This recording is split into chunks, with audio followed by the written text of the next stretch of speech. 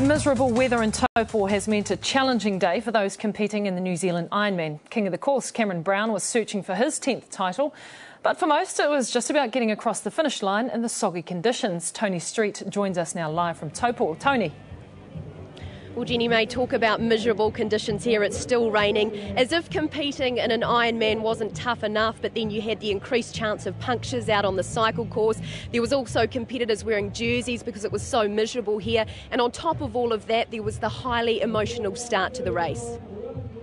Silently in the pouring rain, more than 1,400 athletes stopped their pre-race routines to think of Christchurch. Among them, urban search and rescue worker Brad Harvey.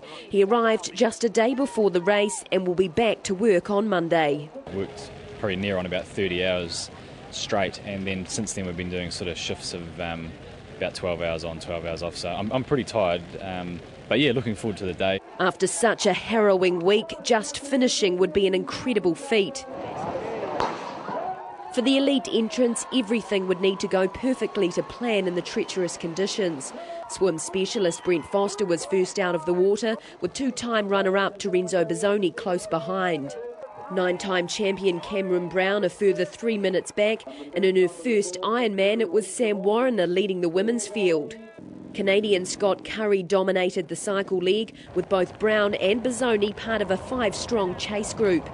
But Brown is renowned for running down big leads of up to 15 minutes during the marathon, so Curry's buffer of 3 minutes at the transition was never going to cut it. Sure enough, by the 8-kilometre mark, Brown was in complete control. Sam Warriner still had her lead at the final transition, both Joe Lawn and world champion Mirinda Carfrae suffering punctures during the cycle league. But could the triathlon specialist hold on in her first shot at the longer distance? The chasers were catching, but the gap was too great. Warriner's first title in her first attempt, an incredible start to her Ironman career. Mirinda Carfrae pipping Joe Lawn for second. There was no contest in the men's marathon. Brown's 10th title ahead of Bizzoni, one of the most convincing of them all. And I have the two winners with me here now. Cameron Brown, first of all, your 10th title. What does it feel like, and is it special to win 10? Oh, definitely, yeah. It was fantastic winning one. It was a dream come true when I was, back in 2001. But to win 10 is just incredible. It's been a long journey, but I'll look back and take every win as a great special moment. Cameron, congratulations and good luck for Kona. And someone who's not so familiar with the Ironman distance, Sam, you had heart surgery in December and you come out in your first attempt and win this one. Did you expect it to go so well? No, not at all. The one thing I've learned with my training is you can't expect anything with an Ironman. It's just that distance that you've got to be mentally tough. You've got to do the physical side of the training and then put it together on the day. So I just can't believe it, really. I don't think it's soaked in yet to think where I've come from. So I'm just over the moon. You're looking remarkably fresh.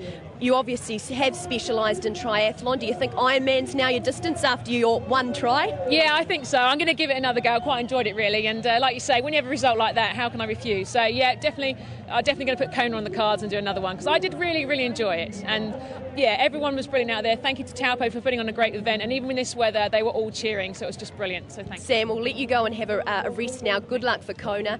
And just a quick side note here, Brad Harvey, who was our urban search and rescue man we mentioned earlier in the track, he's still out there. He's had a very slow, hard slog, but he is expected to finish around 7:30, so good luck to him. Thanks for that, Streety. That's Tony Street live from Taupo.